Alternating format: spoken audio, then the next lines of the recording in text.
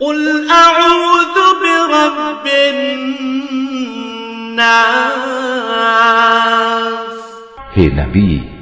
তুমি বলো, আমি আশ্রয় চাই মানুষের মালিকের কাছে, ملك الناس আমি আশ্রয় চাই মানুষের আসল বাদশাহর কাছে, إله الناس আমি আশ্রয় চাই মানুষের একমাত্র মাবুদের কাছে, من